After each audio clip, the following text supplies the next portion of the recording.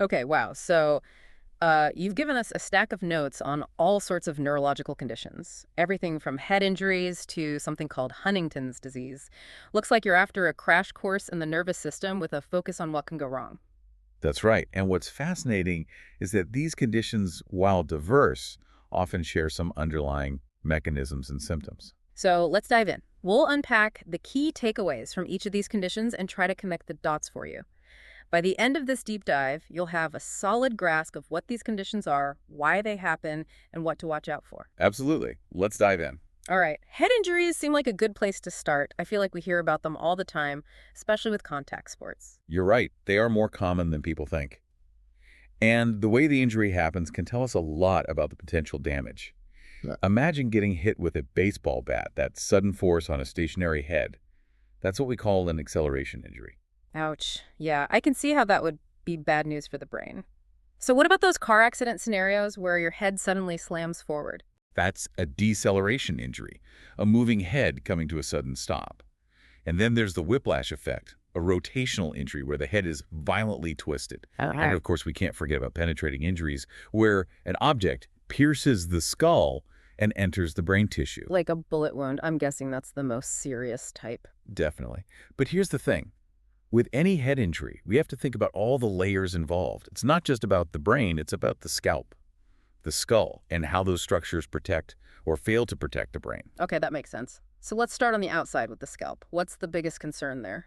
Infection. Hmm. You might think it's just a cut on the head, but the scalp has a ton of blood vessels. Even a small wound can bleed like crazy, and that open wound becomes a welcome mat for bacteria. So keeping it clean is super important. Now, as we move inward, what about injuries to the skull itself? Skull fractures are tricky because they can happen with or without a brain injury. An open fracture is particularly worrisome because it means the dura mater, that tough membrane surrounding the brain, is torn. So the brain is essentially exposed. Exactly. And that's when you might see some pretty alarming signs. Bleeding from the nose, ears, even blood in the whites of the eyes. There's even a telltale bruise behind the ear called battle sign. And sometimes cerebrospinal fluid, the fluid that bathes the brain, can actually leak out. Wow, a CSF leak. That sounds scary. What about closed skull fractures where the dura is still intact? Does that mean the brain is safe? Not necessarily. Even with a closed fracture, you can still have serious brain injuries.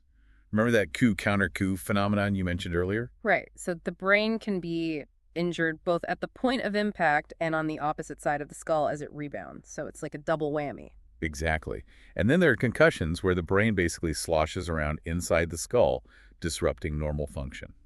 Think about those football players who get their bell rung. So what actually happens in the brain during a concussion? It seems like the effects can vary so much from person to person. It's like a temporary electrical storm in the brain. You might see loss of consciousness, reflexes going haywire, even brief breathing problems. And then there's the amnesia, vision disturbances, and that wobbly, uncoordinated walking you often see. It's amazing how even a seemingly mild concussion can have such a big impact. So aside from concussions, what are some other types of brain injuries? Well, there are contusions, which are basically bruises on the brain surface. Think of them like a bad fall on the pavement. These can lead to lasting damage and changes in how you think or even trigger seizures down the road. And I've also heard the term laceration when talking about brain injuries. What does that mean? That's a tear in the actual brain tissue. Definitely a serious injury that can cause a whole host of neurological problems. Okay, so we've got the different ways a head injury can happen, the scalp, the skull, the brain. It seems like there's a lot that can go wrong. What else should we be thinking about with head injuries? Complications. Head injuries are notorious for causing all sorts of problems, some even life-threatening. Like what? I'm all ears. One major issue is hemorrhage bleeding within the skull. It's like having a plumbing problem in the brain. Depending on where the leak is and how bad it is, you might need a quick fix or major surgery. Okay, so different types of bleeds, different levels of urgency. Can you walk me through the types we should be aware of? Let's start with epidural hematomas. These are usually caused by a direct blow to the head, like that baseball bat we talked about earlier. They can cause a rapid decline in consciousness, severe headaches, seizures, weakness on one side of the body, and even a dangerous condition called decerebration, where the brainstem is affected. So fast action is critical with those. What other kinds of bleeds are there? Subdural hematomas. Imagine a skull fracture tearing a blood vessel, and that blood starts putting pressure on the brain. While small ones might resolve on their own, Larger ones often need surgery. And is there a third type of bleed we should be on the lookout for? Yes, intracranial hematomas. These are bleeds directly into the brain tissue itself, often triggered by uncontrolled high blood pressure. Imagine shearing forces within the brain causing bleeding that can quickly expand, potentially leading to a coma. It's fascinating how these bleeds can happen from both trauma and underlying health issues. It really highlights the importance of managing blood pressure. Speaking of pressure, what about that swelling in the brain, cerebral edema? Ah, cerebral edema. Because the skull is a fixed space, any swelling in the brain cranks up the pressure. That's what we call increased intracranial pressure, or ICP. And that's a big deal, right? Absolutely. Imagine your brain getting squeezed inside its bony box. Yeah. ICP can compress vital structures and disrupt blood flow. One of the early signs is restlessness. As the pressure builds, the person might become confused and complain of a splitting headache or even have vision changes.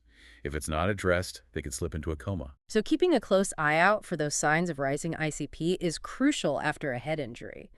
This has been a whirlwind tour of head injuries. We've gone from scalp scrapes to brain bleeds. It's incredible how much can go wrong. It is a complex area, but understanding these basics can help you recognize the potential severity of head injuries and the importance of prompt medical attention. Okay, let's switch gears and talk about another condition that can impact the brain. Brain tumors. What are the key things to understand about them? Think of a brain tumor as a space invader, a lesion that's taking up precious real estate inside the skull. As it grows, it puts pressure on the surrounding brain tissue. And remember that increased intracranial pressure we talked about. That's a big problem with brain tumors too. So similar to what we see with head injuries, that pressure can cause all sorts of trouble. What kind of symptoms would tip us off that someone might have a brain tumor? Headaches are a big one, especially if they're new, persistent, or worsen over time. You might also see nausea, vomiting, and even seizures as that pressure builds. I imagine those symptoms can be caused by lots of different things, so it must be tricky to pinpoint a brain tumor as the culprit. It can be, but here's the interesting part. The tumor's location in the brain can actually give us clues about the specific symptoms someone might experience. Oh, right, because different parts of the brain have different jobs. So a tumor in one area might cause vision problems, while another might affect personality or movement. That's wild. Exactly. It's like having a glitch in different parts of a complex machine. And that's why a thorough neurological exam is so crucial in diagnosing brain tumors. So once a brain tumor is diagnosed, what are the treatment options? The big three are radiation surgery and chemotherapy. The choice depends on the type of tumor, where it's located, and the overall health of the patient. It's not a one-size-fits-all approach. And I imagine there are medications involved as well, right? Absolutely. You've got drugs like dexamethasone to combat swelling, phenytoin to prevent seizures, and even stool softeners because constipation can be a side effect of some of the other medications. It's a whole team effort to manage both the tumor and its side effects. Okay, so we've tackled head injuries and brain tumors. Now let's move on to another major player in neurology, strokes.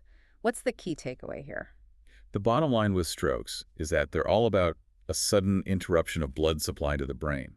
Think of it like a traffic jam in your brain's highway system. And that lack of blood flow means brain cells are being starved of oxygen and nutrients, right? I'm guessing time is of the essence in these situations. Absolutely. The longer that blood flow is blocked, the greater the potential for damage. And there are two main culprits when it comes to strokes: bleeds and blockages. Okay, so let's break those down. What do we need to know about hemorrhagic strokes, the ones caused by bleeding? Hemorrhagic strokes are like a burst pipe in the brain. A blood vessel ruptures, and blood spills into the surrounding tissue, causing damage and increasing pressure. They can be caused by a weakness in a blood vessel wall, uncontrolled high blood pressure, or even an abnormal tangle of blood vessels. So a hemorrhagic stroke is like a sudden dramatic event? What about ischemic strokes, the ones caused by blockages? Think of those as a clogged pipe. A blood clot forms and prevents blood from reaching its destination, depriving brain cells of vital oxygen and nutrients. And where do these clots come from? Sometimes they form in the brain itself, those are called thrombi, but other times they travel from somewhere else in the body, like the heart. Those are called emboli. So it's like a rogue clot on a mission to wreak havoc. I'm guessing the symptoms of a stroke depend on where this blockage or bleed happens in the brain. Exactly. It's all about location, location, location. A stroke on the right side of the brain might cause problems with spatial awareness, judgment, or even recognizing familiar objects. And what about strokes on the left side? Those often affect language and communication. You might see difficulty speaking, understanding language, or even problems with memory and thinking. Mm. It's fascinating how each side of the brain has such specialized functions. It really is. Okay, so hemorrhagic strokes, ischemic strokes, is there anything else we should be aware of in this category? Yes. We can't forget about transient ischemic attacks, or TIAs. Right. Those are often called mini strokes, aren't they? What makes them different from a full-blown stroke? TIAs are like a temporary glitch in the system. The blood flow is disrupted, but then it quickly returns to normal. The symptoms are similar to those of a stroke, but usually disappear within minutes or up to 24 hours. So it's like a warning sign, a sneak peek of what could happen if a full stroke occurs. Exactly. TIAs should never be ignored because they're often a red flag that a more serious stroke might be on the horizon. It's a crucial opportunity to identify risk factors and take steps to prevent a major event. So with all types of strokes, recognizing the symptoms early and getting prompt medical attention is key, right? Absolutely. Early intervention can make a world of difference in outcomes. This has been a crash course in stroke science. It's amazing how these tiny clots or bleeds can have such a huge impact on the brain and the whole body. It is a reminder of just how delicate the balance is within our nervous system. Okay, let's move on to another condition that can be quite dramatic, epilepsy. What's the big picture here? Epilepsy is all about seizures. Sudden, uncontrolled bursts of electrical activity in the brain that can cause a variety of symptoms, from subtle changes in awareness to dramatic convulsions.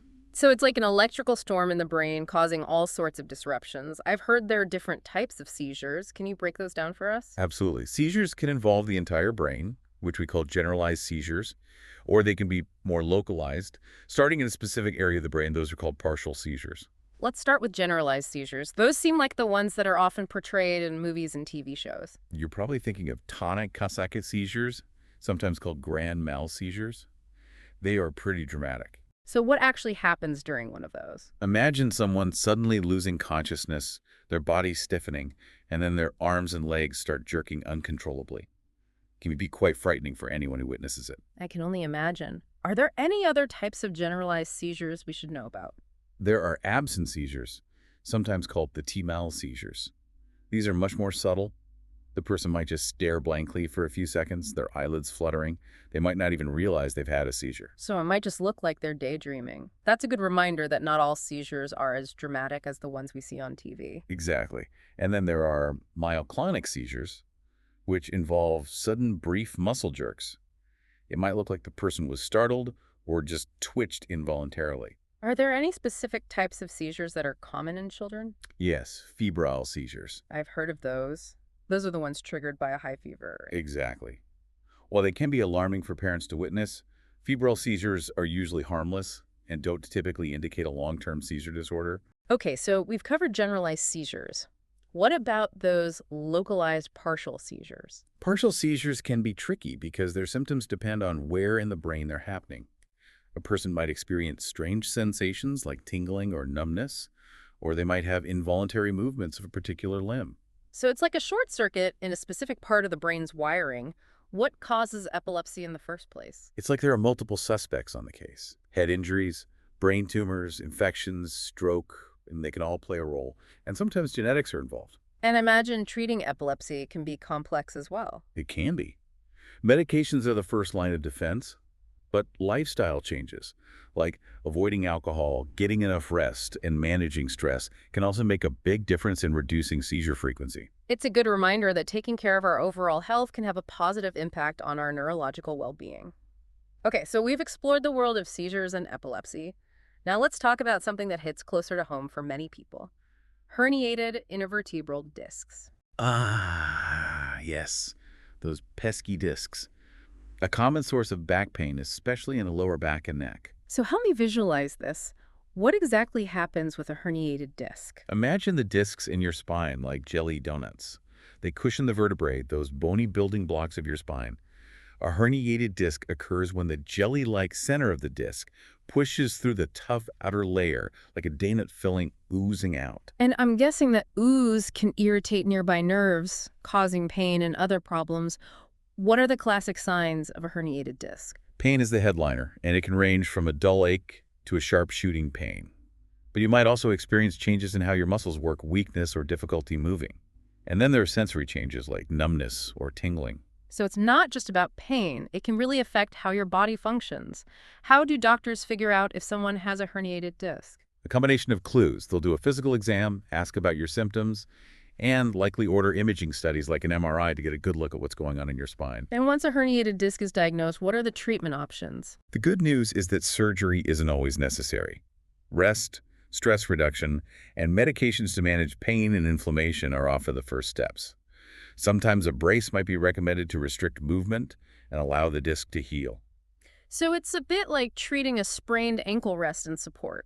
Are there any specific medications that are commonly used for herniated discs? Yes, medications like tramadol and methocarbamol can be helpful in managing the pain. Okay, and when is surgery necessary? If those conservative treatments don't provide enough relief, or if there's significant nerve damage, surgery might be an option to remove the herniated part of the disc. And are there things people can do to prevent herniated discs in the first place? Absolutely. Maintaining a healthy weight is crucial because excess weight puts added stress on the spine. And being mindful of your posture, especially when lifting heavy objects, can go a long way. Okay, so watching your weight and lifting properly, good advice for everyone, really. It is. Taking care of your spine is an investment in your long-term health. All right, so we've talked about herniated discs, which affect those cushioning discs. Now let's move on to a condition that directly impacts the spinal cord itself, spinal cord injuries. Spinal cord injuries are incredibly serious. It's like having a major disruption on that highway of nerves we talked about earlier. And I'm guessing the higher the injury on the spinal cord, the more extensive the damage, right? Exactly. An injury high up in the cervical spine, the neck region, could affect the arms, legs, torso, and even breathing. While an injury lower down, say in the lumbar spine, might primarily affect the legs. So the location of the injury determines which parts of the body lose communication with the brain. What are some of the different ways these injuries can happen? It's often a traumatic event, like a car accident, a fall, or a sports injury. The forces involved can be quite violent. Hyperextension, where the head is forced backward, hyperflexion, where the head is forced forward, vertical compression, and even rotational forces that twist the spinal cord. Those all sound pretty scary. What kind of symptoms would someone with a spinal cord injury experience? Well, depending on the level and severity of the injury, you might see a loss of movement sensation, reflexes, bladder and bowel control, and even the ability to sweat below the injury level. It's like a communication breakdown between the brain and the body. So essentially the messages can't get through. You mentioned some terms earlier, quadriplegia and paraplegia. Can you remind me what those mean? Sure. Quadriplegia is paralysis of all four limbs and typically occurs with damage to the cervical spine, the neck region. Paraplegia, on the other hand, refers to paralysis of the lower extremities and usually occurs with damage below the first thoracic vertebra, or T1. Okay, so quadriplegia is more extensive paralysis than paraplegia. Are there any other complications we should be aware of with spinal cord injuries? There are a couple of big ones. Right after the injury, a person might experience something called spinal shock. Spinal shock, what is that? It's like the spinal cord's way of hitting the pause button. You might see a temporary loss of reflexes, sensation, and movement below the injury. So it's a period of waiting and watching to see how things recover. What else can happen? Another tricky one is autonomic dysreflexia. Imagine the involuntary nervous system, which controls things like blood pressure, going haywire. And what can trigger that? It's often something seemingly minor. A full bladder, a tight piece of floating, even a skin irritation. But in people with spinal cord injuries above the sixth thoracic vertebra, these triggers can set off a chain reaction, leading to a sudden, dangerous spike in blood pressure. Wow, so something as simple as a full bladder could trigger a medical emergency. What are the signs that someone is experiencing autonomic dysreflexia? Think pounding headache, sweating, flushing, goosebumps, anxiety, and that skyrocketing blood pressure. It's a serious situation that needs to be addressed immediately. Okay, so prompt treatment is essential. How are spinal cord injuries managed in the long term? The focus is on maximizing independence and quality of life. That might involve physical therapy, occupational therapy, adaptive equipment, and medications to manage pain, muscle spasms, and bladder and bowel function. It sounds like it's a long and challenging road for people with spinal cord injuries. Are there any exciting new developments in this area of research? There are some fascinating new approaches being explored, like nerve regeneration therapies and brain-computer interfaces that allow people to control devices with their thoughts. Huh. The goal is to restore function and improve quality of life for people with spinal cord injuries. That's amazing. So there's hope on the horizon. This has been a deep dive into the complexities of spinal cord injuries. It's a reminder of how delicate this part of our nervous system is and how much it impacts our daily lives. Ready to keep exploring the world of neurology. Absolutely. There's still so much more to uncover. Let's shift gears a bit and talk about some conditions that are a bit more complex and often involve progressive degeneration of the nervous system. Okay, I'm ready for the challenge. Where should we start?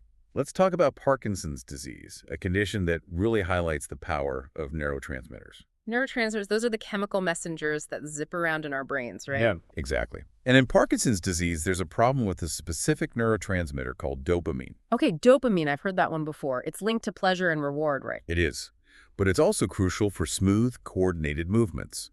In Parkinson's, the brain cells that produce dopamine start to die off, leading to a range of motor symptoms. So it's like the brain's movement control center is running low on fuel.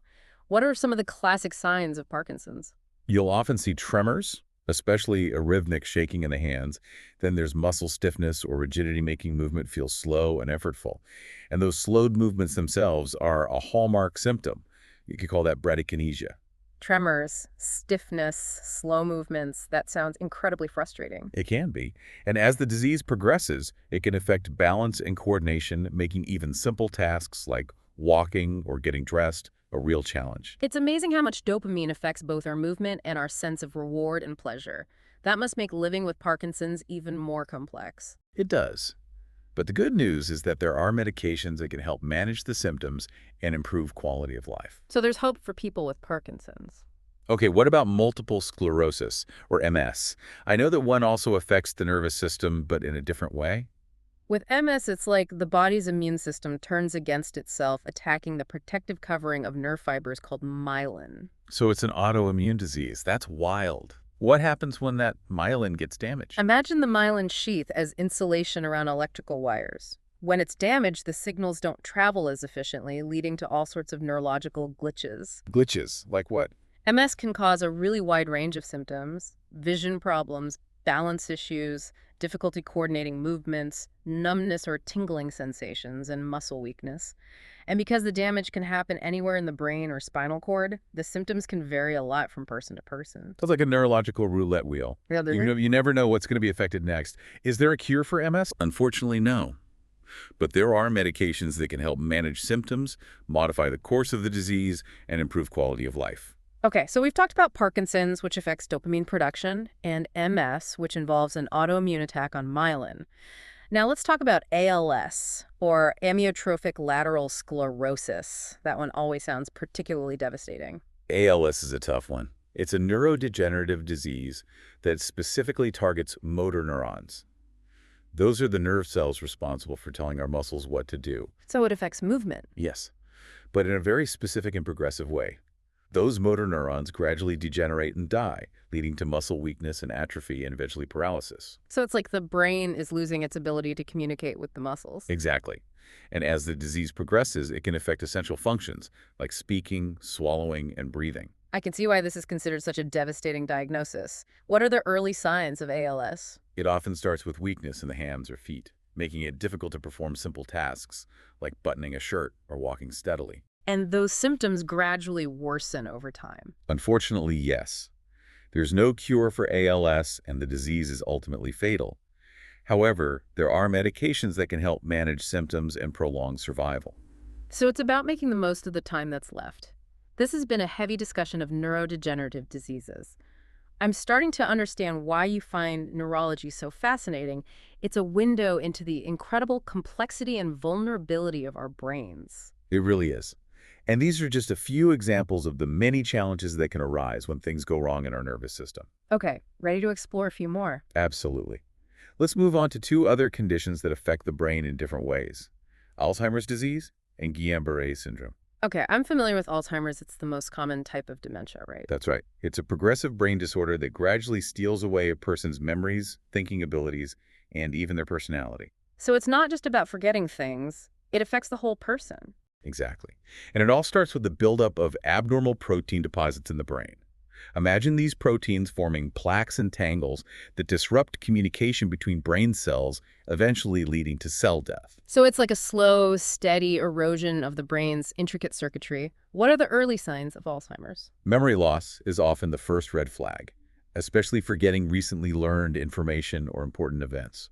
As the disease progresses, you might see confusion, difficulty with language problems, with planning and organizing, and changes in personality and behavior. It sounds heartbreaking, both for the person with Alzheimer's and for their loved ones. Is there a cure?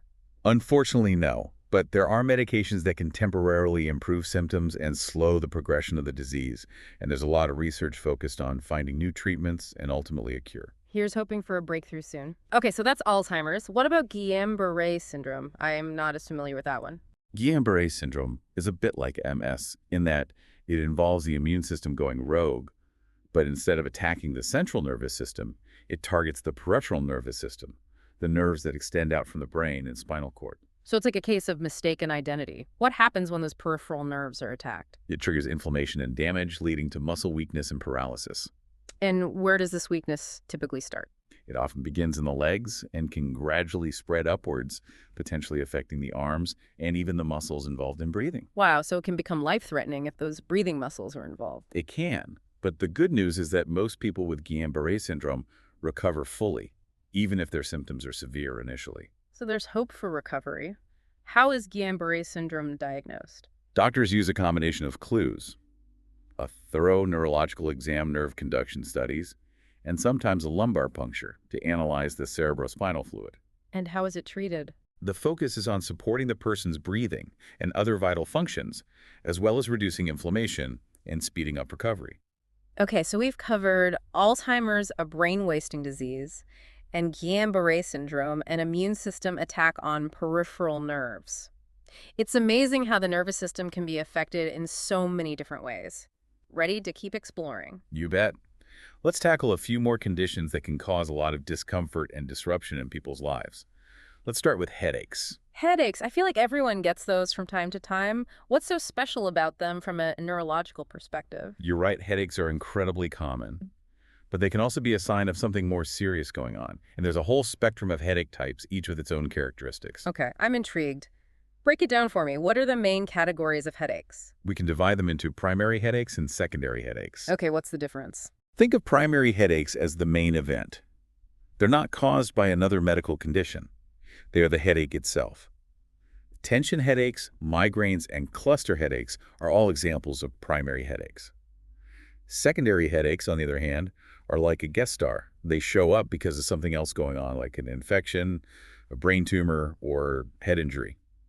So it's important to figure out if the headache is the star of the show or just a supporting actor. Let's start with the primary headaches. Tension headaches, those are the ones most of us are familiar with, right? Exactly. Tension headaches are like a tight band or pressure around the head. They're usually mild to moderate in intensity and can last for anywhere from 30 minutes to several hours.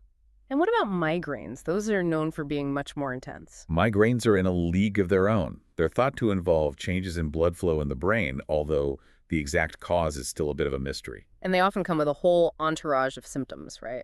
That's right. Migraines typically cause a throbbing, pulsating pain, often on one side of the head.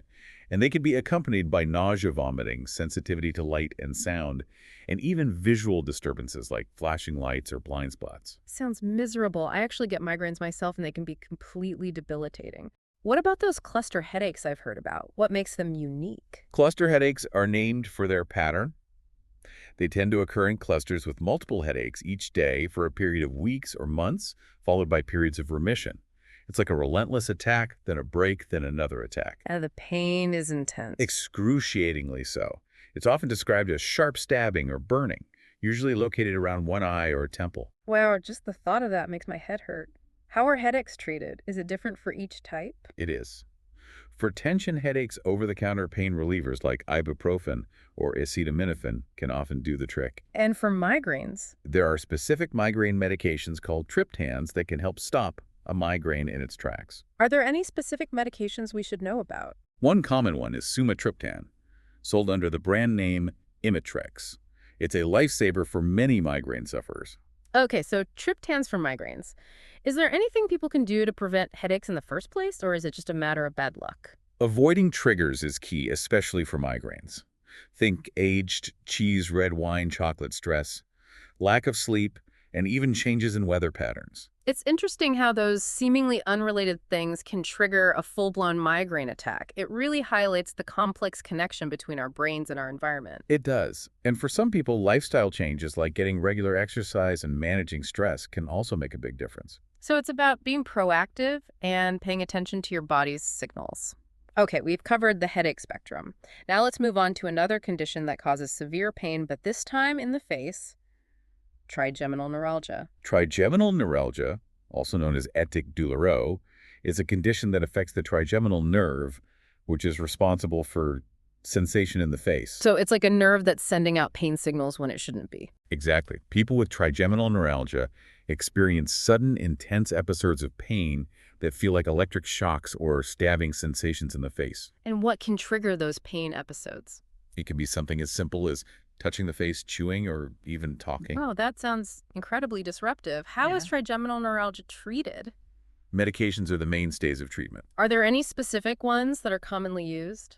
Carbamazepine and phenytoin are two that come to mind, and in some cases, surgery might be considered to relieve pressure on the nerve. Okay, so we've talked about headaches, which can range from mild to excruciating, and trigeminal neuralgia, which involves those intense facial pain episodes. Now let's move on to a couple of conditions that can be quite serious. Encephalitis and meningitis. What's the common thread here?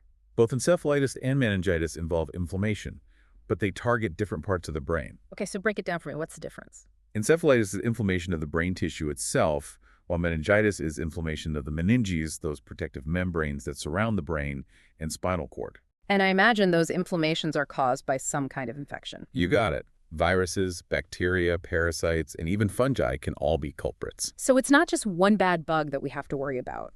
What kind of symptoms would tip us off that someone might have encephalitis or meningitis?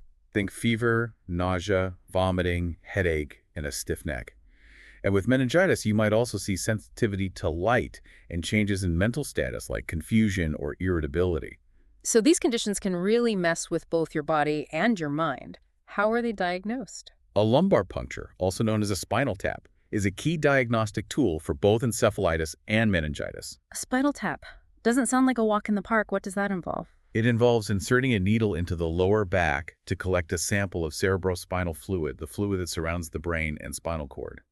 Analyzing this fluid can help pinpoint the culprit causing the infection. So it's like a detective work analyzing the evidence. Yeah. And once the cause is identified, treatment can be tailored accordingly. Exactly. Bacterial infections require antibiotics, while viral infections often just need supportive care like rest and fluids. This has been a whirlwind tour of infections and inflammations. It's incredible how these tiny invaders can wreak such havoc on the brain and its surrounding structures. It really highlights the importance of our immune system and how crucial it is to protect our brains from these threats. Okay, ready to tackle a few more neurological mysteries. Absolutely. Let's talk about Huntington's disease, a genetic disorder that has some fascinating and often challenging symptoms. Okay, Huntington's disease. I know it's inherited, but what exactly does it do to the brain? Huntington's is a neurodegenerative disease, which means it causes progressive damage to nerve cells in the brain. This damage leads to a range of symptoms, including movement problems, cognitive decline, and psychiatric issues. So it's like a triple whammy affecting movement, thinking, and emotions. What are the telltale signs of Huntington's disease? One of the most striking symptoms is chorea involuntary, jerky movements that can affect the limbs, face, and torso. People with Huntington's might also experience problems with balance, coordination, and speech. Those movement problems sound really challenging. And you mentioned cognitive decline. What does that look like in Huntington's disease? Over time, people with Huntington's start to have problems with thinking, memory, and decision-making. It can be difficult to focus, learn new things, and remember information. So it's not just physical symptoms, it affects how people think and process information. Exactly. And here's a fascinating detail. People with Huntington's often have a ravenous appetite and lose weight despite eating large amounts of food. This is because those involuntary movements burn up a lot of calories. Wow, that's an unexpected symptom. So how is Huntington's disease diagnosed? The genetic testing is the gold standard for diagnosis. However, it's a complex decision to get tested knowing that there's no cure. I imagine it would be a lot to process, knowing that you might have inherited a gene that will inevitably lead to this debilitating disease. It is a heavy burden. That's why genetic counseling is so important for families affected by Huntington's disease. It helps people understand the risks, the implications of testing, and the available resources.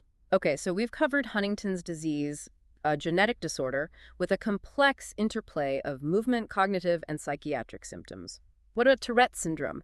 I know that one also involves involuntary movements. Tourette's syndrome is characterized by sudden, repetitive, and often uncontrollable movements or sounds. So what kind of tics might someone with Tourette's experience? Motor tics can include eye blinking, grimacing, head jerking, shoulder shrugging, or even more complex movements. Vocal tics can range from grunting, throat clearing, and coughing to repeating words or phrases. And I remember reading about coprolalia, involuntary swearing. Is that common in Tourette's? It's actually relatively rare, but it's often the symptom that gets the most attention. Right, because it can be so shocking and socially awkward. What about echolalia, repeating someone else's words? Is that a symptom of Tourette's as well?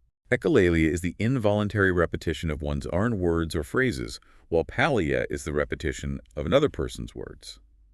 Both can be seen in Tourette's, along with a whole range of other parfortic behaviors. So it's a really diverse condition with a lot of variability in how it presents. What causes Tourette syndrome? The exact cause is still unknown, but it's thought to involve abnormalities in certain brain chemicals and nerve pathways. And is there a cure?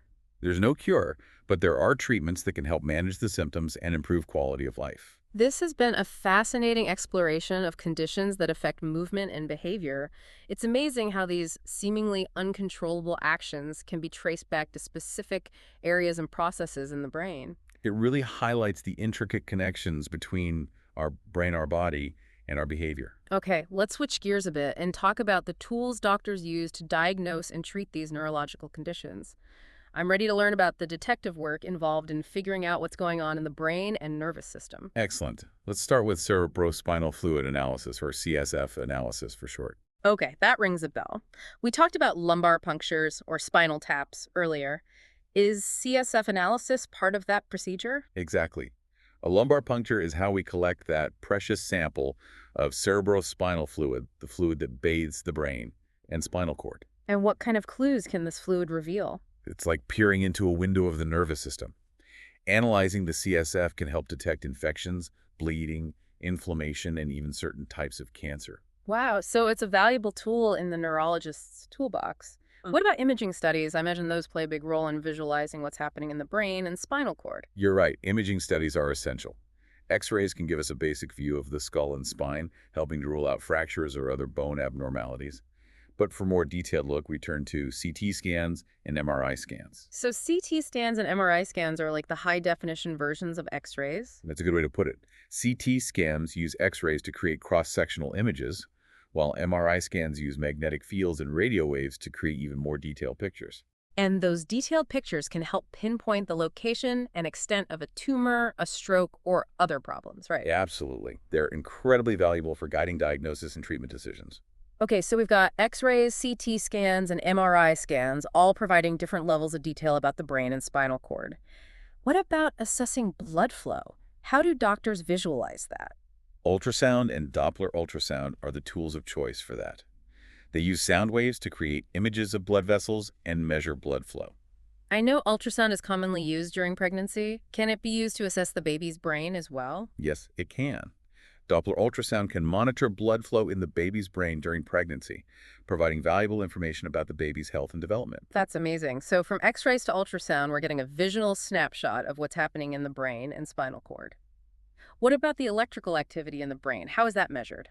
That's where an electroencephalogram, or EEG, comes in. It's a test that measures brainwave activity using electrodes placed on the scalp. And those brain waves can tell us what? They can reveal a lot.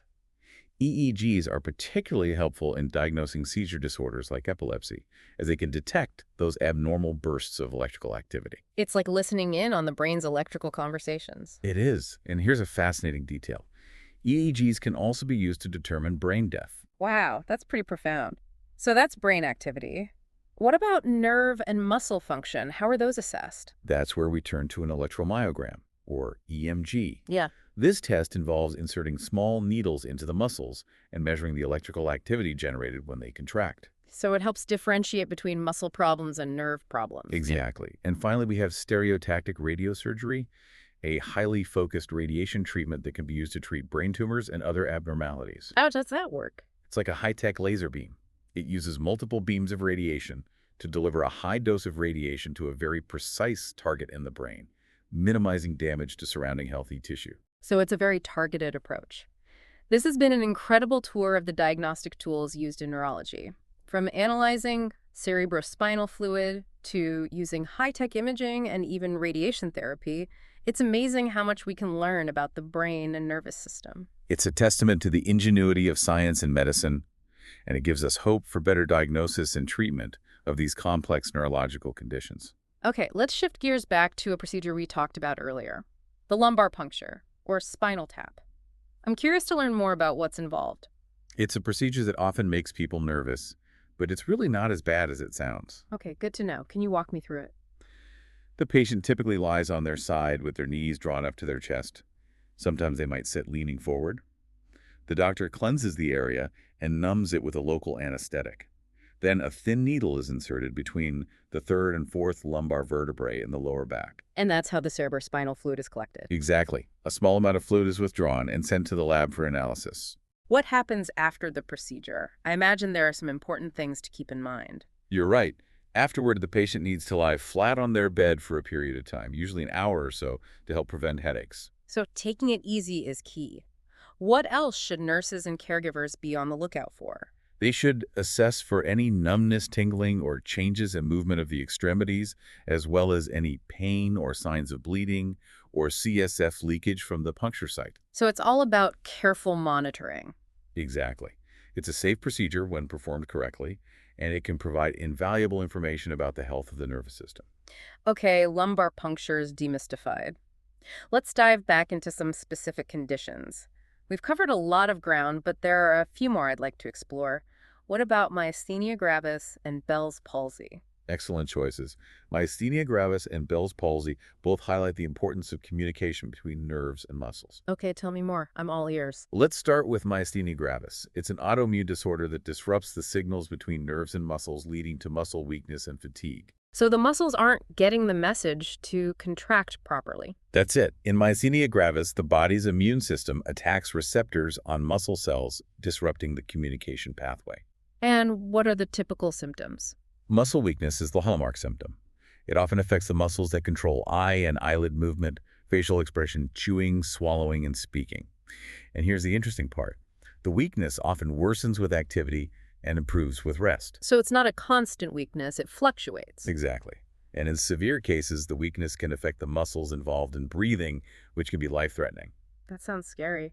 How is myasthenia gravis diagnosed? Doctors use a combination of neurological exams, blood tests, and nerve conduction studies to pinpoint the diagnosis. And once it's diagnosed, how is it treated? Treatment focuses on improving muscle strength and managing symptoms. Medications can help improve nerve-muscle communication, and in some cases, surgery might be needed to remove the thymus gland, which is part of the immune system. Okay, so that's myasthenia gravis. Now, what about Bell's palsy? Bell's palsy is a bit different. It causes sudden weakness or paralysis of the muscles on one side of the face. So it affects facial expressions. Exactly. It's caused by inflammation of the facial nerve, which controls the muscles on one side of the face. And what triggers this inflammation? The exact cause is still unknown, but it's thought that a viral infection, like herpes simplex virus, might be involved in some cases. Okay, so a viral infection triggers nerve inflammation, which then leads to facial paralysis. What are the typical symptoms? Imagine one side of your face suddenly drooping. You might have trouble closing your eye, smiling, or frowning on the affected side. You might also experience drooling and changes in taste. That sounds like it would be quite startling and potentially embarrassing for the person experiencing it. It can be. But the good news is that most cases of Bell's palsy resolve on their own within a few weeks or months. So it's usually temporary. Yes. However, in some cases, medications like corticosteroids might be prescribed to reduce inflammation and speed up recovery. Okay, so myasthenia gravis affects nerve-muscle communication throughout the body, while Bell's palsy specifically targets the facial nerve. It's fascinating how these conditions, while affecting different areas, both highlight the intricate connection between our nerves and muscles. It's a reminder that our ability to move, speak, swallow, and even express ourselves relies on this delicate balance between our nervous and muscular systems. Okay, let's circle back to a topic we explored earlier, spinal cord injuries. I know we touched on the basics, but there's still so much to uncover. You're right, spinal cord injuries are complex and multifaceted, and understanding the different levels of injury and their potential impact on the body is crucial. Okay, so remind me, the higher the injury on the spinal cord, the more extensive the damage, right? Exactly. Picture the spinal cord as a highway of nerves carrying messages between the brain and the body. If there's an accident on that highway, the flow of traffic is disrupted. So an injury to the cervical spine, the neck region, would be the most serious. It can be. An injury at that level could affect the arms, legs, torso, and even breathing, potentially leading to quadriplegia. And what about injuries lower down? An injury to the thoracic spine, the chest region, might affect the torso and legs, potentially leading to paraplegia. And injuries to the lumbar spine, the lower back, or the sacral spine, the tailbone region, would have a more localized impact, Okay. primarily affecting the legs, bowel bladder, and sexual function. So it's like different exits on that highway being blocked, disrupting the flow of information to and from different parts of the body. That's a great analogy. Yeah. And remember that spinal shock we talked about? It's that initial period after the injury where the spinal cord essentially goes into shutdown mode. Right, so it's like a temporary power outage. Why does that happen? It's thought to be a protective mechanism, a way for the spinal cord to regroup and start the healing process. But it can make it tricky to assess the full extent of the damage initially. So it's a waiting game to see how much function returns as that spinal shock resolves. And you also mentioned autonomic dysreflexia as a potential complication of spinal cord injuries. Yes, autonomic dysreflexia is a serious issue that can occur in people with spinal cord injuries above the sixth thoracic vertebra, or T6. Can you refresh my memory on what causes it? It's like a miscommunication between the brain and the body. A trigger below the level of the injury, such as a full bladder or a tight piece of clothing, sends signals that the brain can't properly interpret. This triggers a surge in blood pressure, which can be dangerous. So seemingly minor things can set off a major reaction. What are the red flags that someone is experiencing autonomic dysreflexia? Think pounding headaches, sweating, flushing goosebumps, anxiety, and a rapid increase in blood pressure. Okay, so recognizing those signs and acting quickly is crucial. Absolutely. Identifying and removing the trigger, such as emptying a full bladder, is the first priority. If the blood pressure is dangerously high, medications might be needed to bring it down. It's a reminder that even after the initial injury, spinal cord patients need ongoing monitoring and care to prevent these complications. What about the long-term management of spinal cord injuries? It's a journey that focuses on maximizing independence and quality of life. That might involve physical therapy to strengthen muscles and improve mobility, occupational therapy to help people adapt to daily tasks, and adaptive equipment to make life easier. Medications can help manage pain, muscle spasms, and bladder and bowel function. And I imagine emotional support is also a crucial part of the healing process. Absolutely. Living with a spinal cord injury can be incredibly challenging, both physically and emotionally.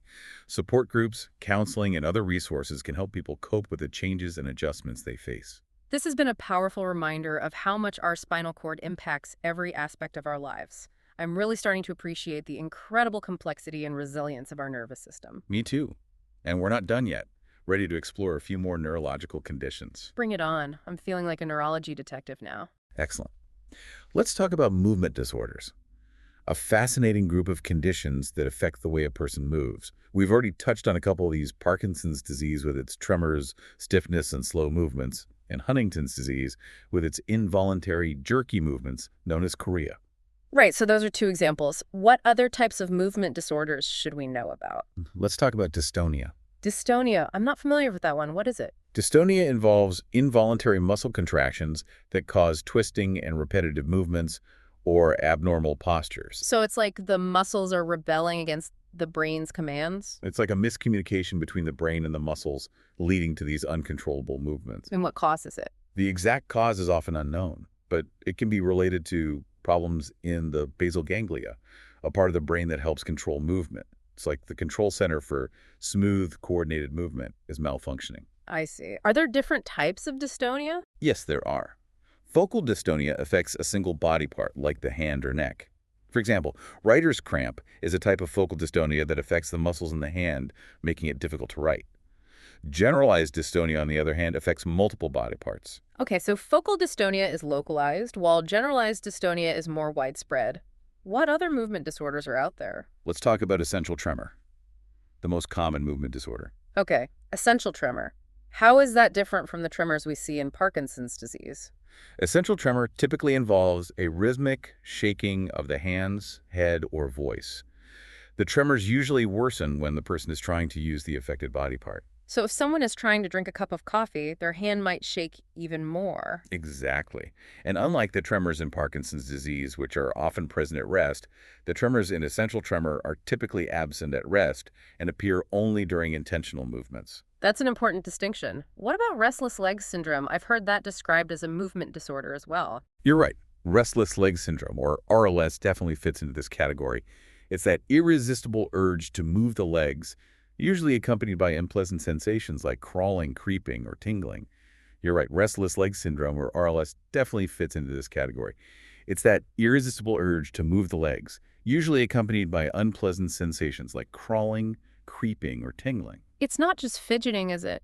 I've heard people describe it as almost unbearable. Exactly. And it's often worse in the evening or at night, making it hard to fall asleep or stay asleep. That sounds incredibly frustrating. What causes restless leg syndrome? The exact cause is still a bit of a mystery, but it might be related to problems with dopamine, that neurotransmitter we talked about earlier that plays a role in movement control. It's like the brain's movement circuits are misfiring, sending out those uncomfortable sensations and the urge to move. So it's another example of how those tiny chemical messengers can have a huge impact on our bodies. What about treatment for movement disorders in general? Is there a one-size-fits-all approach? Not really. It depends on the specific disorder and its severity. Medications can help manage symptoms in many cases. Physical therapy can be helpful for improving strength, flexibility, and coordination. And in some cases, surgery might be an option to address specific problems, like tremors or muscle spasms. Okay, so a multi-pronged approach tailored to the individual. This has been a fascinating glimpse into the world of movement disorders. It's amazing how much we take for granted our ability to move smoothly and effortlessly until something goes wrong. It is a reminder to appreciate the intricate workings of our nervous system and the delicate balance that allows us to move through the world with grace and ease. All right, ready to explore another facet of this amazing nervous system. Absolutely.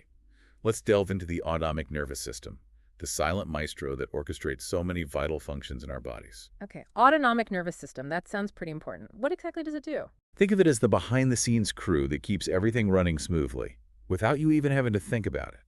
Breathing, heart rate, digestion, temperature regulation, those are all under the control of the autonomic nervous system. So it's like the autopilot for our bodies. Exactly. It's constantly working to maintain homeostasis, that delicate balance within our internal environment. And it does this through two main branches, the sympathetic nervous system and the parasympathetic nervous system. Okay, two branches. What's the difference? Think of the sympathetic nervous system as the fight or flight system.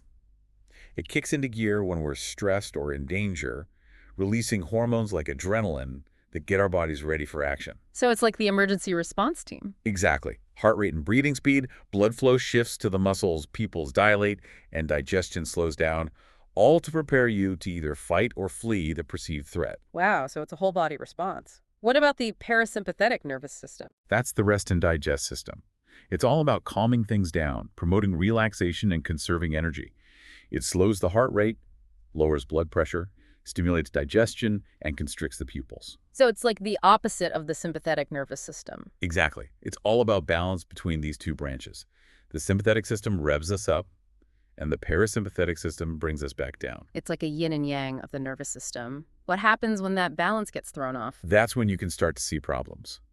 Disorders of the autonomic nervous system can cause a wide range of symptoms: dizziness, fainting, blood pressure fluctuations, digestive issues, bladder control problems, and even sexual dysfunction. Wow, that's a lot of ground to cover. It makes sense, though, given how many functions the autonomic nervous system controls. Can you give me some specific examples of autonomic nervous system disorders? Let's talk about postural orthostatic tachycardia syndrome, or POTS for short. POTS. What's that? Imagine this. You stand up from a sitting or lying position, and your heart rate suddenly jumps way up. That's POTS. So it's like an exaggerated response to standing up. Exactly. And it can cause dizziness, lightheadedness, and even fainting. What causes POTS? The exact cause is still being investigated, but it seems to involve problems with blood vessel regulation or the autonomic nervous system's ability to control blood pressure. Okay, so that's POTS. What other autonomic nervous system disorders should we be aware of? There's neurocardiogenic syncope, also known as vasovagal syncope. I've heard of that. It's the most common type of fainting, right? It is, and it's often triggered by specific things. Stress pain, the sight of blood even standing for long periods. So it's like the body overreacts to a trigger and faints. Exactly. It's like the autonomic nervous system hits the brakes a little too hard, causing a sudden drop in blood pressure and heart rate, leading to a temporary loss of consciousness. It's interesting how those seemingly random fainting spells can actually have a neurological explanation. How are these autonomic nervous system disorders diagnosed? Doctors use a variety of tests, including blood pressure and heart rate monitoring, as well as tilt table testing. Tilt table testing. What's that? It involves strapping the person onto a table that tilts them upright, mimicking the transition from lying down to standing up.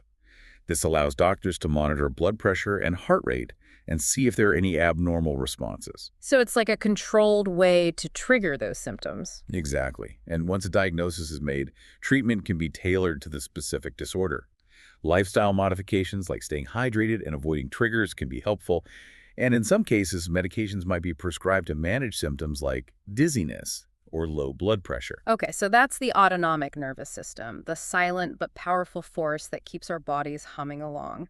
This has been a reminder that even the functions we take for granted are incredibly complex and rely on a delicate interplay of nerves and chemical signals. It is a testament to the intricate design of our bodies and the amazing power of our nervous system. Ready to keep exploring. Absolutely. Let's talk about neurotransmitters, those fascinating chemical messengers that are the language of our nervous system. Okay. Neurotransmitters. We've touched on them throughout our discussion, especially with Parkinson's disease and dopamine, but I'm ready for a deeper dive. What are the key things to understand about how these chemicals work? Think of neurotransmitters as tiny couriers carrying messages between nerve cells or neurons. They're released from one neuron travel across a tiny gap called the synapse and bind to receptors on another neuron, triggering a cascade of events. So it's like a relay race passing the message from one neuron to the next. Exactly. And each neurotransmitter has its own specific message, its own unique effect on the brain and body. Can you give me some examples? Dopamine, as we've discussed, plays a big role in motivation, reward, and movement. Serotonin is involved in mood regulation, sleep, and appetite. Norepinephrine is like the brain's alert system, boosting attention and focus, especially during times of stress. And acetylcholine is crucial for muscle contraction, memory, and learning. Wow, it's amazing how these tiny chemicals can have such a huge impact on so many aspects of our lives. What happens when there's an imbalance in neurotransmitters? That's when things can start to go wrong. Imbalances in neurotransmitters have been implicated in a variety of mental and physical health problems. Depression, anxiety, insomnia, Parkinson's disease, Alzheimer's disease, the list goes on. So it's all about maintaining that delicate balance. Exactly. And understanding how neurotransmitters work is crucial for developing effective treatments for these conditions. Medications, therapies, and lifestyle changes can all play a role in restoring balance and improving well-being. This has been a mind-blowing exploration of the chemical language of our nervous system. I'm starting to see the brain as this intricate network of communication pathways, all orchestrated by these tiny but powerful molecules. It's truly an awe-inspiring system, Yeah. and we're still unraveling its mysteries. Okay, ready for one last deep dive. Let's talk about dementia, a condition that's becoming increasingly prevalent as our population ages. Dementia is a complex and challenging condition. It's not a specific disease, but rather a general term for a decline in cognitive abilities that's severe enough to interfere with daily life. So it's like an umbrella term that encompasses different types of cognitive decline. Exactly. Alzheimer's disease is the most common cause of dementia, accounting for about 60–80% of cases. But there are other types, including vascular dementia, Lewy body dementia, and frontotemporal dementia. And those different types of dementia likely have different causes and different patterns of progression. You're right. Each type has its own unique characteristics and challenges, but they all share a common thread, a gradual decline in cognitive abilities that affects memory, thinking, language, judgment, and behavior. So it's not just about forgetting things. It affects a person's whole being. What are some of the common symptoms that might signal dementia? Memory loss, especially for recent events, is often the first and most noticeable symptom. But as dementia progresses, people might experience confusion, difficulty with language, problems with planning and organizing, and changes in personality and behavior. They might get lost in familiar places, have trouble managing finances, or neglect their personal hygiene. It sounds incredibly difficult for both the person with dementia and for their loved ones. It is. It's a journey that requires patience, understanding, and a lot of support. There is no cure for dementia, but there are treatments that can help manage symptoms, slow the progression of the disease, and improve quality of life. It's a reminder that as our population ages, we need to be more aware of dementia, its impact on individuals and families, and the resources available to help. Absolutely. Early diagnosis, support for caregivers, and ongoing research are all crucial. Well, we've covered so much ground in this deep dive into neurological conditions. It's clear that the nervous system is both incredibly complex and remarkably resilient. It is. And while we've explored a wide range of conditions today, remember that this is just the tip of the iceberg. There's still so much we're learning about the brain and how it works. Absolutely. And for our listeners, I encourage you to keep learning, asking questions, and advocating for your own neurological health. Thanks for joining us on this incredible journey. It's been a pleasure.